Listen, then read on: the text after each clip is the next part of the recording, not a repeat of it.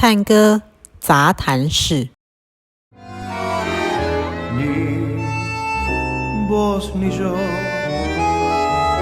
supimos cuál se perdió, ni dónde el bien y el mal tuvo un día final y otro día comenzó. And can you share with us that what do you exactly do when you go to a practica? Start from when you just start learning tango, maybe 2 or 3 years in 2004. Mm-hmm. Yeah. What did you do?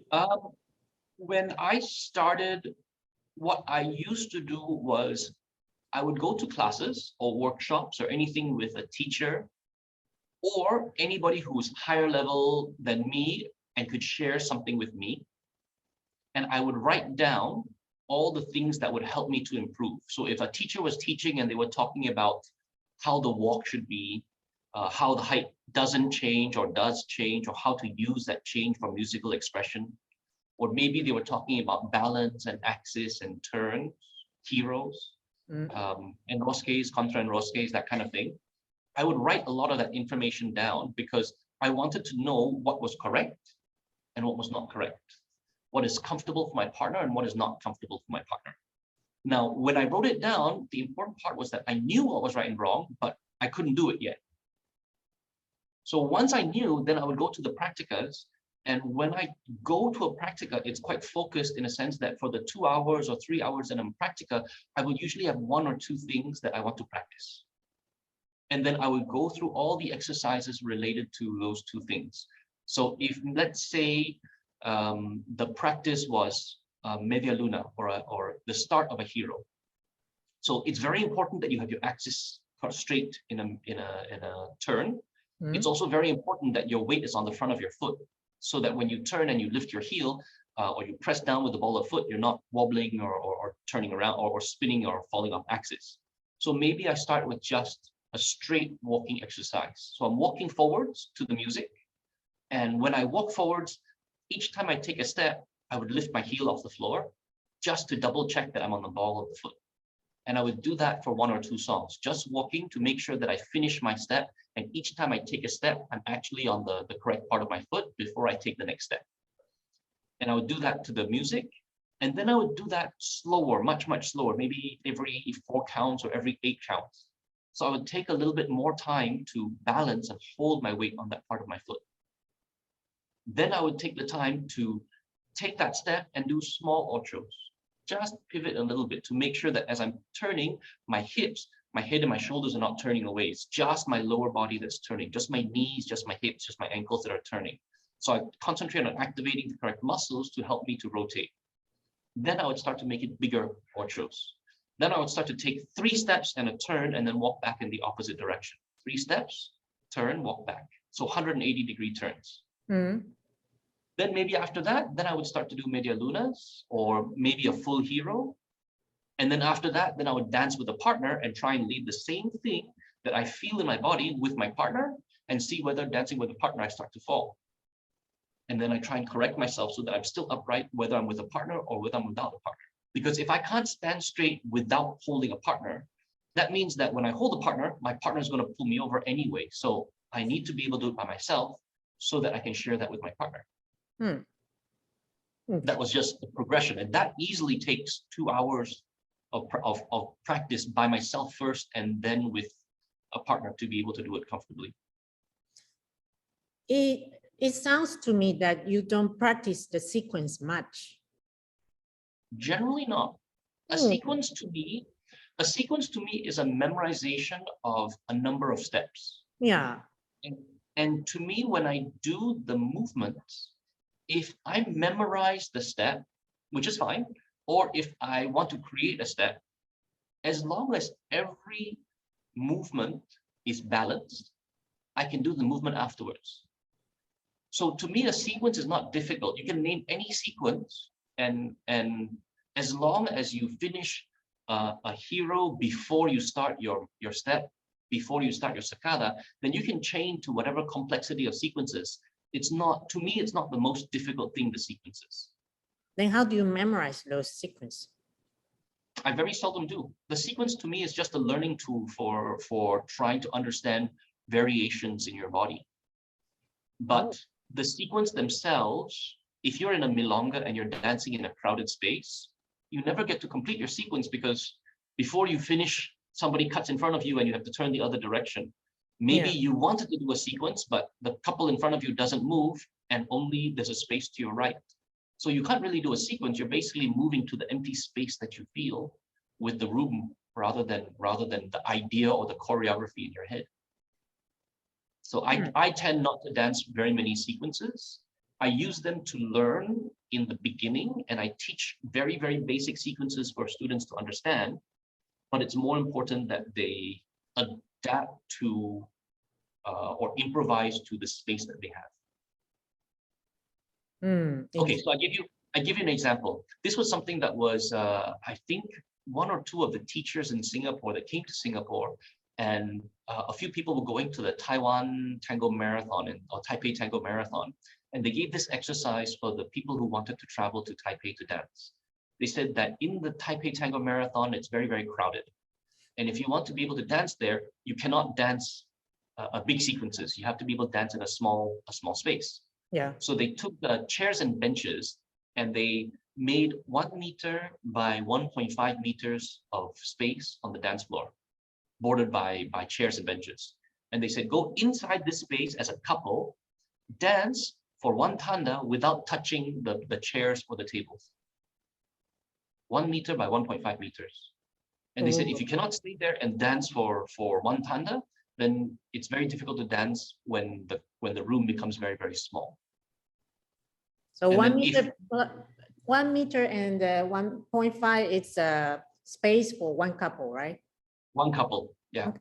Okay. And the same thing, if you want to have like 2 meters or 3 meters by 1.5 meters for 2 or 3 couples, then when you start to dance, you realize that everyone's very, very tight together and you have to watch out for people around you, but you can't complete any one sequence because there's not enough space. So even now, when you go to practica, you don't practice sequence neither? Sometimes, if there's a specific sequence that I want to achieve to get, then I will practice that sequence, but usually not more than half an hour to get the sequence. If there's something within the sequence that is very new or very unique, then maybe it's a little bit more challenging, like enlazadas, where you do a gancho and you try and catch the leg in the air. That one, will take a bit more time to try and achieve. But things like relaxation, freedom of movement, those things are usually the more difficult part. If the sequence is the leader's doing a forward ocho, the follower's doing a backward sacada, the leader's then doing a gancho boleo, that's not, if everybody's balanced on every step, it's not hard to just choose which direction you want to move next. Now, when you go to practica, you also do the same thing as you start learning tango. I think the most basic, when you start, you're connecting to yourself and the floor and the music. At the basic level, you're trying to control your body, so you're connecting deeper to the floor. And then you're trying to connect to your partner. When you've done that, the next level up from that, you include connecting to the music as well as connecting to the energy of everybody in the room and connecting to your own emotion. So how to be able to dance with more emotion, I think is a further level up. It's the same movement. It's not more complex in terms of the movement, but the textures are different when you feel happy versus sad versus morose versus heartbreak. All of those sensations in the dance is a different conversation with your partner than just doing a backward ocho. So those things I'm trying to work on deeper now. Different musicality patterns and different expressions of music. So you, as a advanced dancer, you think musicality is your priority?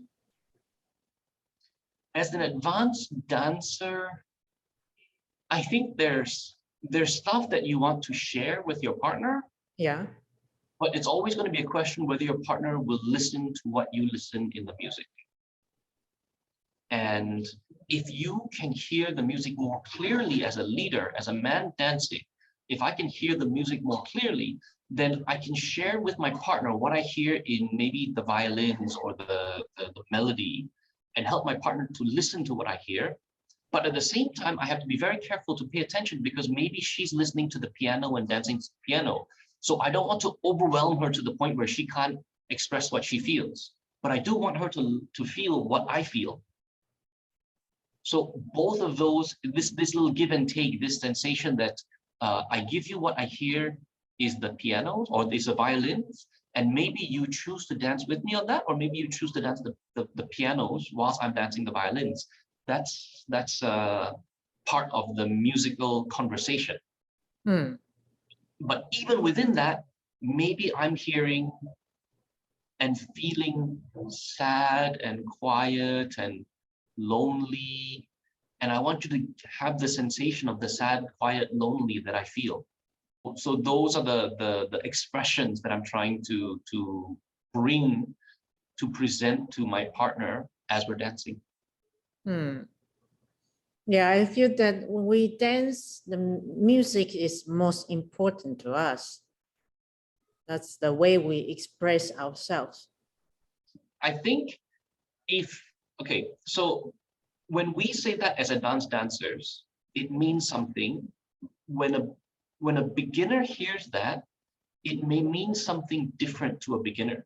They hear that the music is important, but the concept of music is so large and so broad that what an advanced dancer says and means might be different from what a more beginner dancer hears. And because of that, it's really hard to talk like this with you, knowing that you understand me, but then knowing that if your listeners are more beginner, there might be some misunderstanding for what it means when music is important to you. Yeah, so that's a different conversation on musicality and how broad and how deep musicality goes to be able to express that. I mean, when I started tango, I had difficulty walking on the beat. And if somebody said musicality is important, as a beginner, I'm like, yes, it is. It's really hard. We have to focus to be able to walk on the beat. As an advanced dancer, that's that's not what we're referring to. Yeah, but walking on a beat is still the first step that we have. It's the first step. It's the first step, but it's a first of many, many, many steps. So you need that as a first step. But if you think that that's the difficulty, and once you master that, it's over, it's not. It continues. The challenge continues for much, much longer. Yeah, I feel tango is so interesting that something we think as important things in the beginning when we start learning tango, but when we grow up, those things are not so important anymore. Yeah. I think it's interesting that everyone goes through a very similar growth of what is important, and it's interesting because it becomes a marker to be able to talk to somebody and ask them, oh, why do you like tango, or what's important about tango, or what's challenging in tango? And based on their answer, you can guess how old they are in tango. Yeah, true. Yeah. What's the most important thing for you about tango right now? To keep improving, to keep pushing forwards, to keep finding interesting elements to explore. Tango is like, it's both very, very broad, and on any given knowledge, it's also very, very deep. And over 10, 20 years, you can explore how broad tango is and not have time to go very deep. Or you could stay in one place and go very, very, very deep and have a great knowledge of maybe one style from one teacher, but not understand how broad tango is. In either case, you don't have a very full understanding of tango unless you've gone deep into multiple places across the expanse of tango. I think it's very important to learn things you don't like, to understand parts of tango that maybe you don't enjoy so much. Maybe you don't have to do it very, very deep, but you need to understand it, because when it comes up in conversation or when people combine different elements together, like for example, in the beginning, I never really liked tango nuevo. People, when I first started dancing tango, first 5 years or so when I was dancing tango, I think most people thought of me as a very milonguero dancer. Yeah. And then maybe afterwards, at one point, I started to explore tango nuevo as academic as well as dance style, and try and understand the breadth within that area. And it became more interesting. I can't say that it's my first choice to dance tango nuevo, but at one point, because of my ex-girlfriend and how we dance, people thought of me as like, oh, he's a very tango nuevo dancer. And that's very weird for me, because to me, in the way that I feel, I'm still a milonguero dancer at heart. But yeah, I dance tango nuevo, a lot of the movements and a lot of the expressions, because it was something to learn and explore. Now I'm back to dancing more tight, close embrace, small space dancing. Not because of the style of the dance, but because I find that one of the main things in Singapore that I think needs to come back is the feeling of dancing as a group, not your ability to dance as an individual, but for everybody in the milonga to move together, so that even if you're in a crowded milonga, nobody bumps into anybody the whole night. Some moments the milonga is very beautiful is when everybody knows this music, we have to stay in the spots. And next phrase, all of us, we have to walk. And so the whole dancing floor will turning and stop, turn and stop. I feel that moment is so beautiful. Yeah. I talk about before like a school of fish. Yeah. Or like a flock of birds. Yeah. Where when it's not an individual fish swimming, it's like everybody swims together or moves together, everybody slows down together. And the energy of it is not just you. If somebody 5 couples away starts to move, everybody can feel like it's time to start to move or time to slow down. So there's a sensation as a group. That connection, I think, is missing in a lot of places nowadays. I don't mean Singapore, I mean around the world. Even in Buenos Aires, it's starting to get lost. And it was very, very important part about what a milonga really feels like. And it's starting to get lost. And I think we need to catch it back. Yeah. What do you miss most about Buenos Aires? There was a place on Maipu 444 called Plaza Bohemia. It was a milonga location, and Cachirulo, the one that's run by Hector and Norma, used to be there, Maipu 444. That was my favorite milonga. I miss that place the most. I miss that feeling the most. Even in other milongas in Buenos Aires, a lot of them did not have the energy, the feel, the vibe of Cachirulo and Maipu 444. That place has since closed down. It's now a bank or something. Cachirulo is running out of many other locations, but that particular moment in time for 2 or 3 years when they were there, it was the best. I miss that sensation. I miss that sensation not just of going to a milonga, but going to a crowded milonga that had the feel and the energy of everyone working together as a group. That made tango very special for me. Today, we are very happy to having you. It's my pleasure. It's great to chat with you. Yeah, to talk about practica and what to do in practica to improve our tango Rio. Okay. Yeah. To improve your tango in a practica. Yeah.